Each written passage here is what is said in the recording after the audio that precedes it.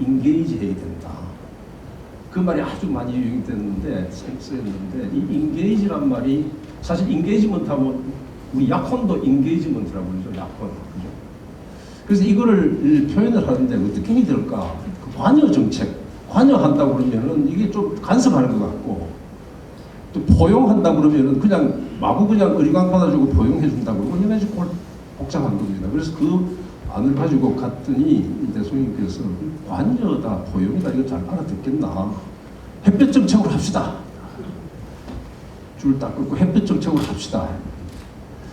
제가 그때 이 상황을 보고 역시 이게 정책이라는 게 정책만 되는 게 아니고 국민들하고 이렇게 바로 소통이 되는 무슨 말인지 탁 이렇게 먹혀 들어가는 이런 언어를 쓰는 탁월한 이 정치적 그 감각을 가지고 있다. 그래서 두말 다르고 저는 뭐 조금 약간 내심 이의가 있었습니다만은 전체적으로 볼 때 거의 국민들이 바로 알아듣고 또 대외적으로 복잡하게 이야기할 것 없이 그런 무슨 말인지를 이소모에 나오는 햇볕 정책 같은 그런 뭐 개념도 있고 해서 됐습니다.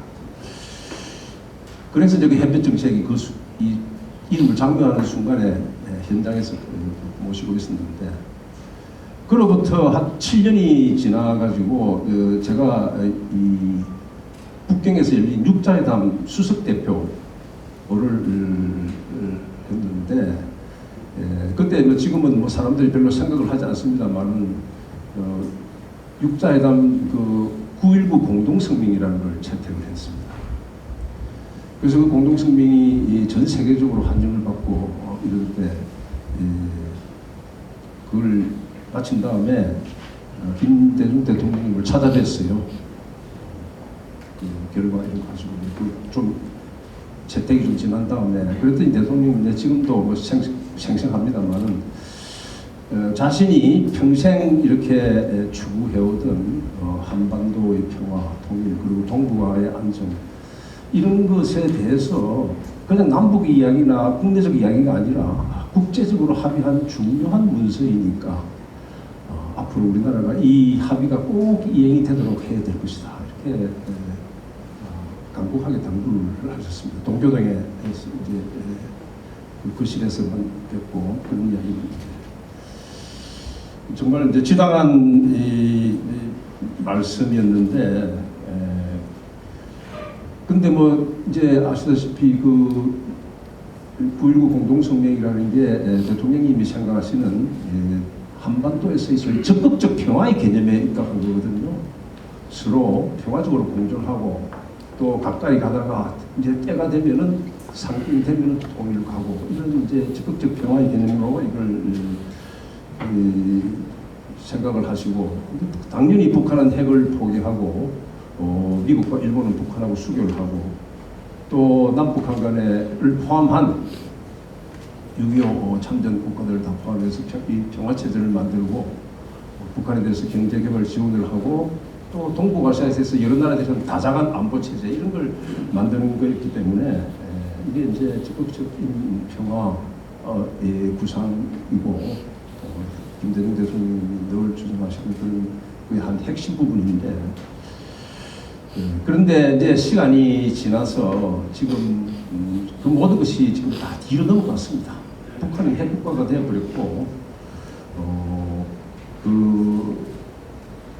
평화적으로 공존하면서 통일을 만들어 가자 이런 걸 이루하기에는 지금 그 상황은 너무 악화되어 있고 앞으로 개선될 그런 상황이 아니라고 저는 이렇게 봅니다. 그래서 제가 만약에 지금 김대중 대통령님을 다시 찾아뵙고 말씀을 드린다면 이렇게 말씀드리고 싶어요. 대통령님이 생각하신 그런 한반도에서의 그리고 동북아시아에서의 적극적인 평화 구상을 맞았지만은 지금은 사실관계가 너무 바뀌었습니다. 객관적인 상황이. 그래서 유명한 존 메이너드 케인즈가 이야기했듯이 사실관계가 바뀌면은 내 마음도 바뀐다, 내 생각도 바뀐다 라고 하듯이 이제는 우리가 한반도에서 이런 그 적극적 평화를 만들어 가야 될 건지에 대해서 어떻게 만들 건지에 대해서는 좀 생각을 다시 해봐야 된다 이런 말씀을 드리고 싶습니다. 아시다시피 미국과 중국의 관계는 이게 냉전이라는 이런 이상의 새로운 형태의 전쟁 국면으로 다가가고 있고, 우리는 지금 하나는 한쪽으로는 북한의 핵 위협 하에서 살아야 되고, 또 한쪽은 미국의 핵우산이라는 그 위력의 덕분에 살아야 되는, 한쪽은 핵 위협이 있고 미국 핵우산의 위력이 있고, 이 두 개의 상황 속에서 우리가 살아야 되는 이런 관계이기 때문에 생각을 좀 달리 해야 되겠다. 저도 참 개인적으로 보면은 대통령님께 제가 지금 말씀드리는 겁니다. 대통령님 모시고 임동훈 수석하고 당시 그 페리 프로세서라는 걸 같이 만들었거든요. 그 페리 프로세서는 게 결국은 한반도에서의 평화와 그리고 통일을 갈 수 있는 바탕을 만드는 데 있어서 한국이 주도적으로 좀 역할을 해야 된다. 이렇게 해서 대통령님 그 지도력을 잘 받아서 우리가 만들고 그랬는데, 그런 그 페리 프로세스를 수립했대나, 또 저는 개인적으로 그 뒤에 노무현 대통령을 모시고 이 육자회담 수레가 그냥 수령에 빠져가 굴러가지 못하는 걸 일으켜서 불구 공동성명 같은 그런 국제적 합의를 만들고 하던 그런 시절의 한국 외교가 정말 그립습니다. 저는 직업이 외교관이었고 그런 외교의 측면에서 이렇게 보는데, 이제는 그런 적극적인 평화의 꿈을 만들어가는 것은 뒤로 제끼고 이나마 한반도에서의 평화를 지키면서 우리가 나라의 자존과 그리고 미래를 우리 스스로 설계할 수 있는 그런 새로운 길을 고민해야 될 때가 됐다 라고 저는 김대중 대통령께 지금 말씀을 드리고 싶습니다.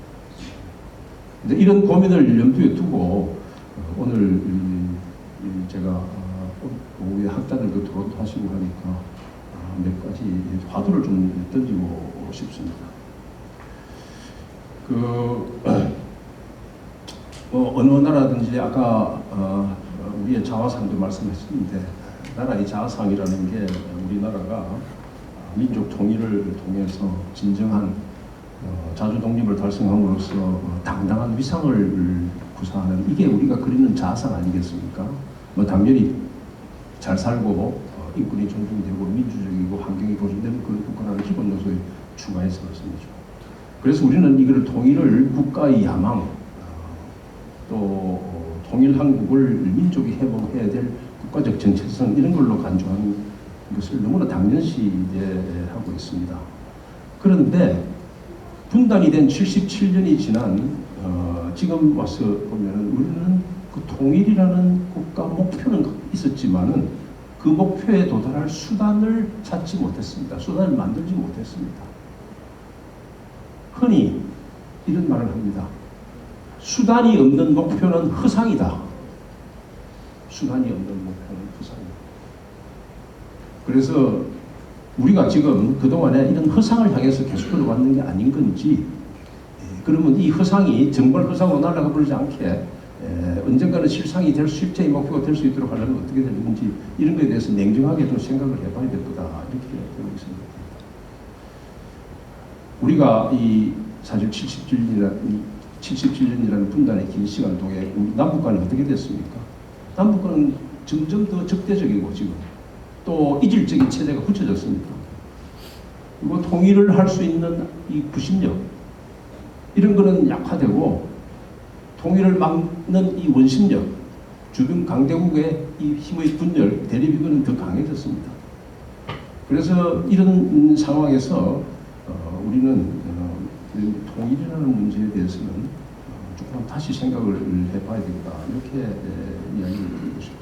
그런데 사실 지금 이 상황에서 가장 큰 문제는 뭐냐면, 우리가 이제 통일 이야기할 때는 두 가지 이야기를 하거든요. 하나는 남과 북이, 대통령님이 생각하시던, 김대중 대통령이 생각하시던 그런 적극적 평화를 통해서 남과 북이 서서히 서로 접촉하고 또 대화하고 그러면서 가까워지고 언젠가는 통일이 된다, 그때까지 공존하고 이런 건데, 이런 접근과 변화를 통한 통일, 이게 안 되는 거는 기본 핵심은 북한 핵입니다. 핵. 물론 왜 핵이 됐느냐는 거는 또 더 깊이 들어가야 되겠지만은 아니면은 통일이 또 되는 방법은 북한이 흔히 이야기하는 압박과 제재와 압박에 의해서 자체 결함에 의해서 붕괴가 돼가지고 우리가 흡수하는 거. 결국 그 두 가지가 통일의 가능성을 가는 길 중에 하나 아니겠습니까? 그런데 첫 번째 이 화해와 협력 대화 이거는 북한이 핵을 가지고 있는 한 미국은 북한에 대해서 제재 해제를 할 수가 없고 제재 해제가 안 되면은 남북한 간의 접근을 통한 변화 이거 자체가 불가능하게 되는 겁니다. 그래서 안 되는 겁니다.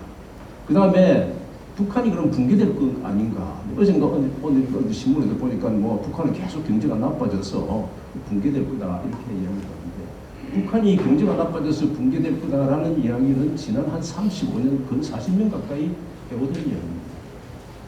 그런데 아시다시피 중국이요.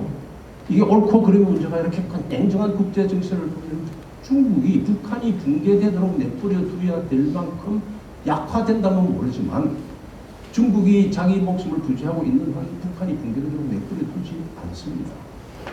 왜냐? 중국으로서는 조그마한 힘을 보태서 북한이라는 나라를 유지함으로써 생기는 소위 말하는 요새 그런 말 많이 쓰죠. 가성비. 안보의 가성비가 너무 큽니다. 그래서 이 북한 붕괴를 통한 통일 이걸 기대하는 건 아닌 겁니다. 그래서 그럼 이런 상황에서 우리가 어떻게 해야 되는가라는 이제 고민을 해야 되는데 자꾸 이제 북한 뭐 핵은 어떻게 하면 해결이 될 것이다 아니면 북한이 붕괴될 것이다 이런 이야기를 하는 것은 현실적이지 않다라는 것을 말씀을 드리고 싶고 그리고 이제 이게 관련해서 북한의 핵이 왜 실현 불가능한 비핵화가 실현 불가능한 목표나 여기에 대해서 깊이 우리가 평소에 잘 생각들 안 합니다. 제가 보기에는 북한이 핵을 포기하는 것은 이론적으로 가능합니다. 이론적으로. 그건 뭐냐면 북한이 원하는 안전보장을 해주는 겁니다. 근데 북한이 원하는 안전보장이라는 게 도대체 뭐냐? 그냥 안전보장, 객관 막연하게 이야기하는데 북한이 말하는 안전보장은 세 가지의 보장을 합친 겁니다. 정치적, 군사적, 경제적. 정치적으로는 미국이 북한에 수교하고 제재 해제해라. 군사적으로 북한에 대해서 위협을 하는 한미동맹 개최하고 주합을 이루라. 그래서 경제적으로는 그동안의 압박을 통해서 못 살았으니까 미국이 한국, 일본 다 동원하고 이렇게 해서 북한의 경제 인프라를 포함한 경제적으로 이 세 가지를 해서 먹고 살기 해라. 이 세 가지 조건을 이야기하는 겁니다. 이 조건에 더 깊이 들어가면은 세부적으로 되겠지만은 뭐 관계상 생략을 하고. 그런데 미국은 말씀이죠. 북한이 그럼 좋다. 그거 한번 생각해보자. 그러는데 우선 핵을 포기해라. 우선 핵을 버리라. 네가 갖고 있는 핵을 위협하여서 겁이 나서 관계 정상화하고 제재 해제하고 뭐 이런 거 할 수가 없다. 누가 먼저 할 거냐 이런 문제를 갖고 30년 이상을 지금 싸우다가 북한은 이제 세계에서 9번째 핵국가가 된 것 아닙니까? 이런 그 조건에 서로 대립되는데 이 조건이 서로 받아떨어질 가능성은 제가 보기에는 상당히 예견할 수 있는 장면까지 어렵다고 봅니다.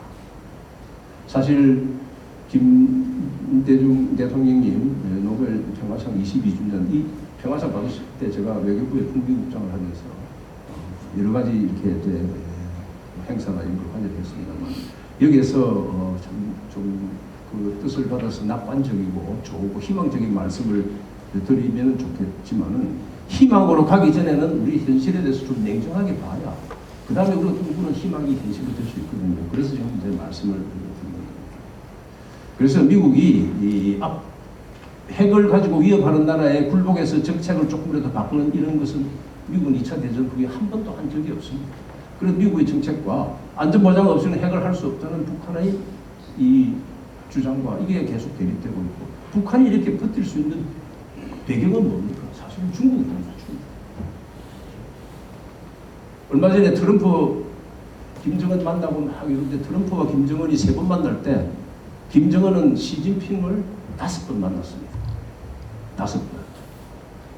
그만큼 중국이 뒤를 받치고 있다. 이런 게 이제 상황이 있는데, 그래서 저는 이제 제가 지금 오늘 말씀드리는 것은 그런 적극적 평화가 아니라 소극적이나마 평화를 위하는 길이 어떻게 갈 건가라는 걸 이제 하기 위해서 말씀드리는 건데, 이제 이름에도 불구하고 많은 사람들이 아니 송민순 당신 말이야. 그 우리 통일하지 말자는 소리 아니냐? 통일은 포기하라 이런 소리 아니냐? 그런데 통일을 포기하자는 게 아니라 통일을 지향하는 우리 정책 자체는 일시적으로 선반위에 좀 올려놓는 게 오히려 통일로 갈 수 있고 통일의 씨앗을 불씨를 보존할 수 있는 길이다라는 것을 말씀을 드립니다. 통일을 계속 책상 위에 올려놓고 있으면은 여기다 이 통일 정책이 앞에다 놔서 이렇게 하면은 우리는 그 통일의 가능성이 희박해질 뿐만 아니라 그 책상 위에 올려놓고 있는 부담이 너무 큽니다. 이게 남과 북이 말씀이죠. 서로 이 통일 이야기를 계속 하고 있으면은 자기 기반으로 해서 통일을 해야 된다 이렇게 생각을 하기 때문에 이게 서로 계속 이제 적대적 관계로 가고 있을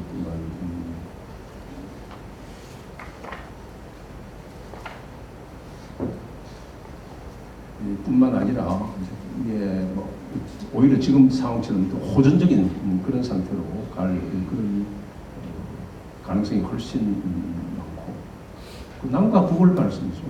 너무 민족적 시각에서 이렇게 보면은 객관적이고 이성적인 행동에 의해서 이루어지지 않는 경우가 많습니다. 제가 국제사회에서의 북한을 접촉을 하고 대화를 했을 때와 남북 채널에서의 북한을 배웠을 때 그게 나오는 북한 사람은 다른 사람들입니다. 국제협상에서 나올 때는 굉장히 이 사람들이 냉정한 판단을 하고 합리적인 대화가 됩니다. 남북 채널에서 나오는 북한 사람들 대화할 때는 이게 이성이나 합리보다는 감성이나 주장이나 이런 게 더 작용을 합니다. 사람이 좀 다르다는 판단을 많이 할 수밖에 없는 상황입니다. 그래서 남과 북 사이에서 그 접촉의 공간이 삐뚤어지는 거죠. 그 다음에 우리가 통일을 계속 하겠다고 이렇게 내세우고 있으면요, 우리의 주변국들이 전부 한국을 이용합니다. 주변국들에게 한국을 이용할 카드를 계속 제공합니다. 그건 미국도 중국도 일본도 러시아도 다른 것 다 비슷합니다. 제가 뭐 개별 하나하나 다 열거하기는 어렵겠지만은 우리 특히 이제 우리 정책이 지금 우리 정부 5년 단임제 아닙니까? 5년 단임제에서 꼭 보수든 진보든 할 것 없이 이 대북 정책에서 뭔가를 가지고 성과를 내고 때로는 국내 정치적으로도 이쪽 저쪽으로 하려고 합니다. 그렇게 하는 동기를 갖고 있는 한 주변 국가들은 한국에 대한 한국을 이용할 카드로 그걸 다 활용을 하는 그런 경우가 허다한 게 아니라 계속 지속됩니다. 그래서 우리가 이런 통일이라는 당장에 이룰 수 없는 허상을 앞으로 계속 유지하고 있으면 거기에 들어가는 비용이 터무니없는 방식과 터무니없는 규모로 계속 지급이 된다. 그래서 저는 이제 우리는 남과 북을 말씀이죠. 보통 국가 사이의 정상적인 관계로 만들어 가야 된다. 이렇게 생각합니다. 남과 북이 서로 나름대로 별개의 국가로 이렇게 살다가 언젠가 한반도의 안과 밖의 사정이 이제 통일을 할 수 있는 그런 통일이 더 바람직하다고 봅니다. 통일하는 게 필요하다. 가능하다. 이렇게 되면은 그때는 통일 문제를 책상에 놔놓고 논의할 수 있는 겁니다. 그 전까지는 각자 이렇게 사는 겁니다. 그래서 제가 강조하고 싶은 것은 좋은 담장이 좋은 이웃을 만든다는 말과 같이 담장이 분명해야 됩니다. 사촌 사이에도 논밭 가르는 데 있어서 그 고랑이 서로 맞아야 되는, 이 고랑 저 고랑 가지고 내 고랑이라고 싸우는 게 아니라, 그래서 남과 북은 좋은 담장이 좋은 이웃을 만든다, 이런 그 철학에 따라서 남북 관계를 이끌어 나가야 될 것이다. 또 요새의 말씀이죠. 우리 국내적으로 서해의 공무원, 그 해수 공무원 이 월북했냐 안 했냐 이런 문제, 그 다음에 북한에서 내려온 어부를 강제로 북송했냐 안 했냐 이런 문제를 가지고 국내 정쟁이 심하거든요. 근데 사실 이게 좋은 담장으로 남북관계가 이루어졌다고 그러면은 서해 공무원은 그 해난 구조에 관한 국제 협약이 있습니다. 해난 구조. 거기에 따라서 하면은 이게 국내 정쟁이 될 소지가 없어요. 그 당시 그렇게 처리했어요. 그 다음에 어부 2명 온 걸 올려보낸 이런 문제도 그건 난민 송환 이거에 대한 국제 협약이 있거든요. 그런 국제적 협약에 의해서 따르면 남북 간에 따질 문제도 아니고 국내적으로도 정쟁이 될 소지가 없어지는 겁니다. 이걸 전부 남북 간에 자꾸 비틀어진 감성의 공간에서 넣어가지고 하니까 국내 정쟁이 되고 이게 나라를 분열시키는 이런 현상을 가지고 있는 겁니다. 그러면 자 이게 남북 이걸 어떻게 그럼 어디서부터 정상적인 관계, 보통 관계로 만들 거냐? 뭐 이제 이런 이제 구체적인 문제에 들어가는데 우리가 깊이 이야기하기에 여기서 시간이 허용하지는 않겠지만은 뭐 그렇다고 해서 지금 우리가 말씀드렸죠. 뭐 남과 북은 뭐 전혀 통일을 지향하는 그런 특수 관계가 아니라 정상적인 보통 국가 관계에 있다 이러고 정책으로 선언할 필요는 없다고 봅니다. 그냥 우리 헌법 3조가 어떻게 되어 있습니다. 한반도는 대한민국은 그 영토는 한반도와 그 부속 도서로 구성된다. 있지 않습니까? 그대로 놔두는 겁니다. 상징적으로 헌법을 바꾸는 것도 없이. 그리고 헌법 4조에 대한민국은 통일을 지향하면서 민주적 기본 질서에 입각한 평화적 통일 정책을 수립하고 이를 추진한다. 이것도 바꿀 필요가 없이 이것을 발전적으로 해석하면서 관련 법령도 거기에 맞춰서 운영을 하고 또 정책도 그렇게 조정을 하는 거예요. 이거 정책을 하루아침에 이렇게 갑자기 이렇게 90도를 꺾는 게 아니라 서서히 이렇게 바뀌어가면서 그다음에 우리가 이제 북한에 대한 지금 금년에도 뭐 북한이 쌀이 한 100만 톤 모자란다든가 이제 이런 이야기를 하고 식량 지원을 늘 남북 간에 주는 이슈가 되지 않습니까? 그 지원 방식이 남북 간의 특수관계에 의하냐 아니면 국제적인 뭐 세계 식량기구 이런 걸 통해서 하는 건 이런 걸 이제 계속 하는데 뭐 투명성이 있다 없다 이런 걸 싸우고 그런데 그것도 그냥 국제적인 규범에 따라서 공적 개발 원조라는 게 있거든요. 그 규범에 따라서 주는 겁니다. 그러면 그 투명성이 아니라 그건 거기에 맡기는 겁니다. 그걸 자꾸 남북 차원에서 우리가 가서 감시하겠다 안 하겠다 이렇게 할 거 없이 그래서 북한에 대한 다른 지원도 그런 공적 개발 원조에 관한 국제 규범에 따라서 이렇게 해가는 것이 오히려 남북 관계를 안정적으로 이끌어가는 것 아니겠느냐. 근데 여기서 가장 이제 중요한 게 오늘이 제가 말씀드리고 하는 핵심 중에 하나인데 그런데 과연 말이지 핵을 들고 위협하는 북한하고 우리가 어떻게 공존할 수 있나? 어떻게 같이 평화적으로 살 수 있나? 이게 가장 핵심적인 문제입니다. 이거는 뭐 사람 보는 시각에 어떤 사람들은 뭐 북한 핵에 대해서 위협하다 안 하다 이런 이야기를 하는 경우도 있습니다만은 대한민국 전체를 보면 그리고 국제적 측면에서 보면은 핵을 한쪽에서는 핵을 갖고 있고 한쪽은 핵을 갖고 있지 않은 상태에서 그건 공존하기가 어렵죠. 아무리 뭐 재래 무기를 가지고 다 할 수 있다고 하더라도 재래 무기가 그 할 수 있는 그런 한계가 있기 때문에 그래서 핵을 가진 북한하고 공존하는 방법은 세 가지 길을 같이 병행하는 겁니다. 하나는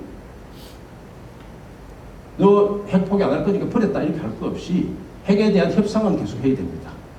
두 번째로는 미국의 핵우산이라는 소위 말하는 확장 억제라는 거 이거가 병행해서 한국의 재래 군부력 이거 계속 강화시켜 나가는 겁니다. 근데 세 번째로는 우리 얼마 전에 이 카카오 사태 났을 때 완전히 마비되고 했듯이 미국의 핵우산은요 지금 현재 미국 정부의 의지를 이야기하는 것이지 실제 핵이 그게 발생이 됐을 때 미국이 핵으로 우리를 반드시 보호해준다는 보장은 없습니다. 그건 미국의 정책을 우리한테 설명하는 거예요.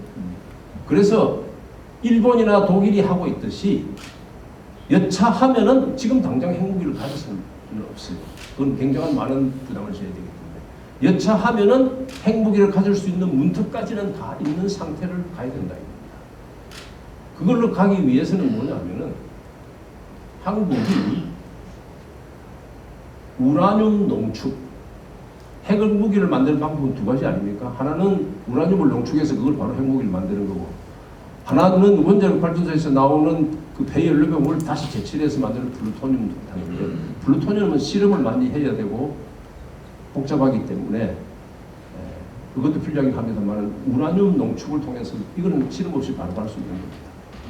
그래서 일본이나 독일 이런 나라들이 할 수 있는 이러한 핵 정책을 우리가 해야 되는데, 미국이 한미 원자력 협정에 의해서 그걸 못하게 해놨는데요.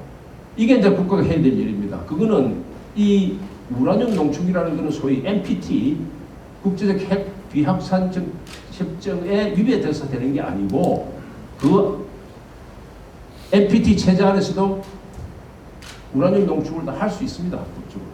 미국이 양자적으로 묶어놨기 때문에 한국이 미국을 어떻게 설득하느냐, 이게 문제이고, 지금 그게 대해서 조금씩 변화가 있습니다만은, 심지어 말씀이죠.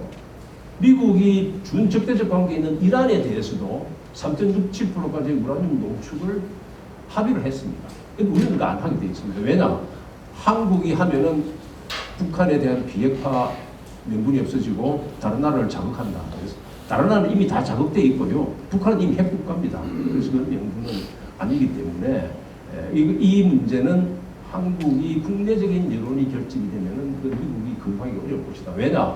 한국이 이 우라늄 농축이라는 건 원자력 발전, 세계 5대 원자력 발전 국가인데 그 연료가 농축 우라늄 아닙니까? 그렇게 돼 있고, 또 한국이 IAEA에서 철저한 감시를 계속 받아왔기 때문에 그동안에 명분이 많이 축적이 되어 있습니다. 그래서 이제 이런 방향을 제가 오늘 이제 말씀드리고 싶은 건 압축을 하면은, 한반도에서의 적극적 평화에 대한 꿈은 일단 좀 뒤로 밀어놓고 소극적으로나마 평화를 유지할 수 있는 길을 만들어야 되고, 그렇게 하려고 그러면 남북 관계를 보통 국가와의 관계로 전환을 서서히 시켜 나가야 되고, 그리고 우리 자체의 안보에 대한 공존을 위해서는 우리 자체 안보를 위한 핵 농축 능력을 확보를 해야 된다. 그렇다고 해서 바로 그냥 우라늄을 90% 이상 농축하고 핵 실험을 하겠다, 이런 거는 그건 건물입니다. 문턱까지만 가 있으면 됩니다. 이런 이야기입니다. 제가 미리 이 시간을 좀 한 10분 정도는 토론이 필요하다 생각해서 이야기를 하다 보니까 거의 30분이 다 됐습니다만은, 사정이 허락하면은, 사실 이게 뭐 제가 뭘 많이 알겠어요. 제가 생각하는 게 맞다고 이야기를 했는데, 그게 이의를 제기하고 토론이 있어야 이게 이제 말이 성립이 되는 건데, 저보다 훨씬 더 탁월하신 식견을 가지고 계신데 질문을 하시니까 그 질문을 받아보면 답을 하긴 해야 되잖아요. 답이 없다 이렇게 오늘 말씀을 드리는데, 지금 사실은 이제 이 아메리카 포스트 지금 말씀 잘 하셨거든요. 미국은 결국 이제 중국을 막아야 되겠는데, 중국을 막기 위해서 하는 게 지금 다른 것 갖고는 안 되겠고, 첨단 기술을 가지고 압박을 해서 항상 중국은 미국보다도 한 칸 밑에 따라오느라, 이런데 중국은 그렇게 못하겠다 해서 지금 싸움을 붙은 것 아니겠습니까? 그래서 지금 이제 사실 미국이 지금 말씀하신 대로 미국이 자기가 합의한 거를 스스로 파기한 WTO, 이번에 미국의 인플레 방지법 IRA법, 거기에서 우리나라 전기자동차 차별받는 거, 이거 한미 FTA 위반이거든요. 한미 FTA의 2조 2항에 보면은 한국 제품 미국 내에서 미국의 그 내국인 대우를 받게 되어 있습니다. 그게 한국의 FTA의 위반뿐만 아니라, 예, WTO에 고소해야 할 사안이 그런 거죠. 그런데 잘 아시다시피 국제사회라는 게요, 법으로 규정으로 할 수 있으면 하고, 그 규정 갖고 안 되면 그 다음에 나오는 게 뭡니까? 힘 아닙니까? 힘. 그냥 일방적으로 뭉개는 겁니다. 미국의 외교 정책의 근본, 미국만 그런 게 아니고 강대국이라는 게 기본적으로 그렇죠. 할 수 있으면은 다자적으로, 여럿이 또는 양자적으로 합의한다. 할 수 있으면은. 그런데 그게 안 되고 해야 된다면은 일방적으로 하는 거다. 영어로 이야기하면 we go multilateral if we can. We go unilateral if we have to. 그 길밖에 방법이 없으면은 일방적으로 가는 거야. 그게 강대국이. 또 중국도 마찬가지고 러시아도 마찬가지고 지금 우크라이나 마찬가지 아닙니까? 중국도 남중국에 마찬가지고. 그래서 제가 말씀드리고 싶은 것은 그 관계를 다 이야기했는데 제가 오늘 집중적으로 하는 건 한국이 말씀이죠. 세계 다른 어느 나라보다도 미국에 대해서 어느 나라보다 미국의 압력에 대해서 취약한 게 어디에 기초가 있습니까? 안보를 120% 미국에 의존하고 있기 때문에 미국이 이야기할 때 우리가 조금이라도 달리 생각을 하기가 어렵습니다. 지금 예를 들어서 화란 같은 나라, 화란의 그 첨단 장비 ADSL 그 컴퓨터 반도체 칩 만드는 그거 중국 뭐 못하게 한다고 그러니까 화란 쪽에서 뭐라고 그럽니까? 화란이 아니 꼭 뭐 미국 맞다고 그렇게 되는 건 아니다. 우리는 우리 생각이 있다. 이렇게 이야기를 하거든요.